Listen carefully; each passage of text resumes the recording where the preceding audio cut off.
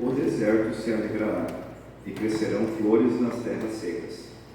Cheio de flores, o deserto cantará de alegria.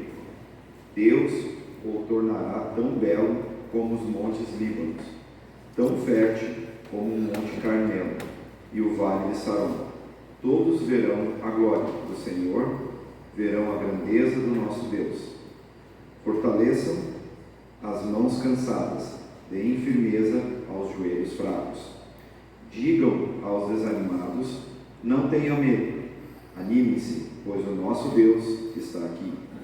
Ele vem para nos salvar, ele vem para castigar os nossos inimigos. Então os cegos verão, e os surdos ouvirão. Os aleijados pularão e dançarão, e os mudos cantarão de alegria, pois fontes brotarão no deserto, e os rios correrão pelas terras secas. A areia quente do deserto virará um lago, e haverá muitas fontes nas terras secas. Os lugares onde agora vivem os animais do deserto virarão brejos, onde crescerão tábuas e juncos. Haverá ali uma estrada, que será chamada de caminho da santidade. Nela não caminharão os impuros, pois ela pertence somente ao povo de Deus. Até os tolos andarão nela e não se perderão. Nesse caminho não haverá leões, animais selvagens não passarão por ele. Ali andarão somente os salvos. Aqueles a quem o Senhor salvar voltarão para casa. Voltarão cantando para Jerusalém, e ali viverão felizes para sempre. A alegria e a felicidade os acompanharão, e não haverá mais tristeza nem choro. Que a graça do Senhor Jesus, o amor de Deus, o Pai, e a comunhão do Espírito Santo sejam conosco nesse momento. Amém. Estimada comunidade, nós temos diante de nós um texto escrito por um povo e para um povo que estava no meio de angústia. A angústia de lidar com o deserto, lidar com situações limítrofes, lidar com situações muito difíceis. Vale lembrar que nas Escrituras, cada vez que o deserto aparece, tem a ver com um lugar vivencial cheio de dificuldade, um lugar vivencial onde há uma ameaça à vida, onde há, de certa forma, uma dose de desesperança. E nós temos diante de nós o texto do profeta Isaías, possivelmente escrito para o período pós-exílico, mas na primeira parte onde ainda se falava de esperança. Onde se falava de esperança, e nesse capítulo, esperança em meio ao deserto. Isso é algo humanamente complexo. Quando nós falamos de esperança, nós torcemos para que tudo fique bem. Nós torcemos para que tudo passe com tranquilidade e a gente não tenha que lidar com os desertos da vida. Mas a realidade do povo de Deus, a nossa realidade é que nós não estamos imunes ao deserto, aos desertos da vida. Não estamos imunes às aflições, não estamos imunes aos tormentos, não estamos imunes a luto, a perdas, aos reveses que encontramos no caminho. O capítulo 35 de Isaías, ele vem numa sequência de palavras de juízo e palavras de esperança. O capítulo 34 vem com uma palavra de juízo muito forte para o povo, falando da indignação de Deus. O capítulo 35 vem com o anúncio da esperança, vem com o anúncio de que Deus fará coisas grandiosas, fará grandes milagres para o seu povo. Em outras palavras, há essa tensão entre lei, que acusa, e evangelho, que dá esperança. Há essa tensão na nossa vida, assim como houve no povo de Deus, também nos períodos bíblicos. a essa tensão em que nós não conseguimos nos proteger a próxima geração dos desafios da vida.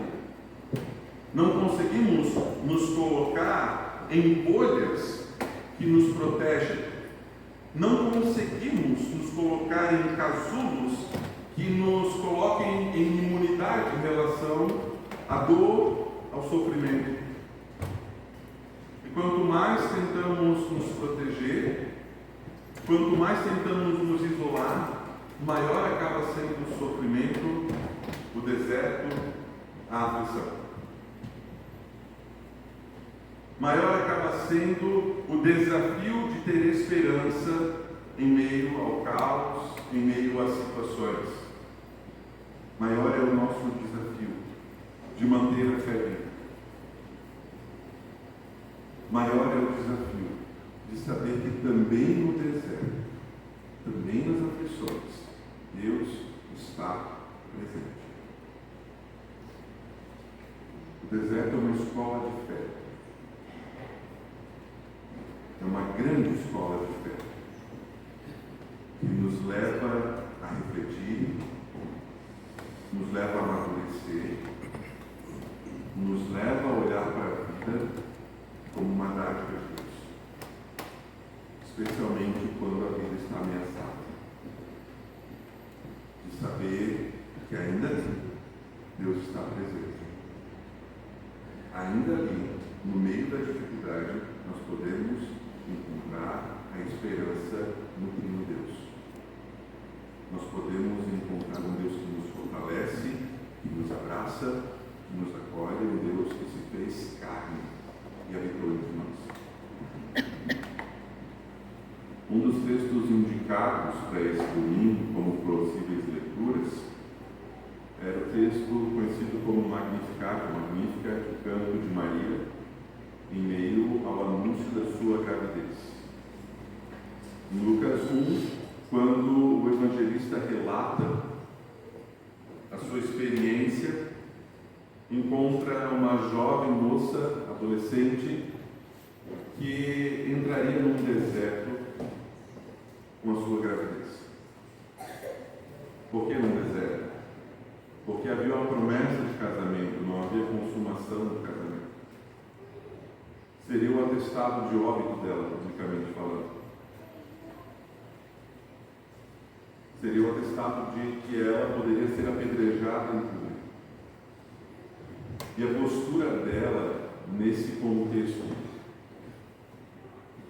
foi louvar a Deus. Minha alma engrandece ao Senhor, meu espírito se alegra em Deus, meu Salvador, pois com poder tem feito grandes coisas e com misericórdia tem demonstrado amor. E alguns versos nós ouvimos antes na palavra de absolução.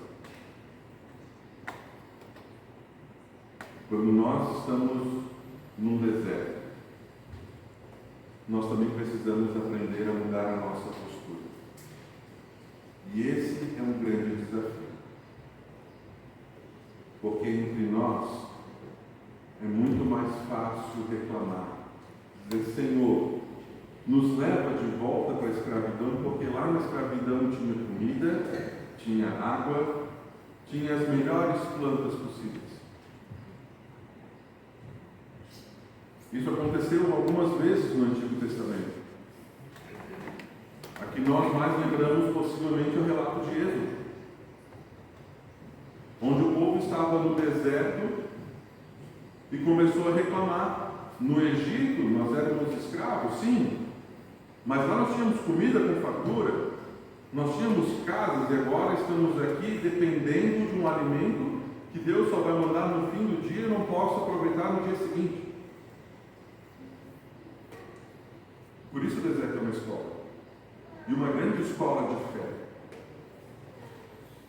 Estimada comunidade, nós atravessamos também desertos enquanto igreja. Nós atravessamos momentos de dificuldade, momentos de angústia, momentos que nos preocupam, momentos que nos fazem pensar: e agora, o que faremos adiante? Nós queremos a fertilidade da terra do Líbano, do Carmelo, regiões altamente frutíferas, regiões que produziam com grande fartura. Mas a realidade é que nós estamos no deserto. E por mais que nós saibamos da esperança, nossa tendência humana é: Senhor, deixa a gente voltar lá para o passado, naquelas memórias que nós tínhamos, de quando havia fartura, de quando havia tudo tranquilo, enquanto a gente não precisava se preocupar com números, enquanto não precisávamos nos preocupar com dados. Essas preocupações são pertinentes, mas mostram também para nós que é possível atravessar períodos de deserto com esperança. Que é possível dizer: sim, nós somos igreja de Cristo, e mesmo que atravessemos o deserto, Cristo estará conosco. E Cristo nos levará para o caminho onde não haverá feras, onde haverá fartura, mas esse caminho não é hoje. E talvez não seja amanhã. E aí é o momento de lembrarmos: o deserto também é escola para a fé. De aprendermos a nos inclinar diante de Deus, pedir: Senhor, tem misericórdia de nós, mas nós cremos e nós entregamos que a esperança vem de Ti. Estimada comunidade, desafio para nós, também nessa manhã, é saber que há esperança em meio ao deserto. E a nossa esperança está no Trino Deus, que vem ao nosso encontro, que nos sustenta, que nos dá habilidades, dons, talentos, para servirmos mutuamente, para caminharmos em direção à unidade, para saber que mesmo em meio ao deserto, Ele não abandona o seu povo, e nós somos o seu povo. E por isso o convite também no final do texto é para caminhar como um povo pelo caminho que Deus prepara para nós. Que possamos assim caminhar, que possamos assim esperançar, que possamos assim saber que Deus também está conosco, seja no deserto ou seja na fartura. Amém.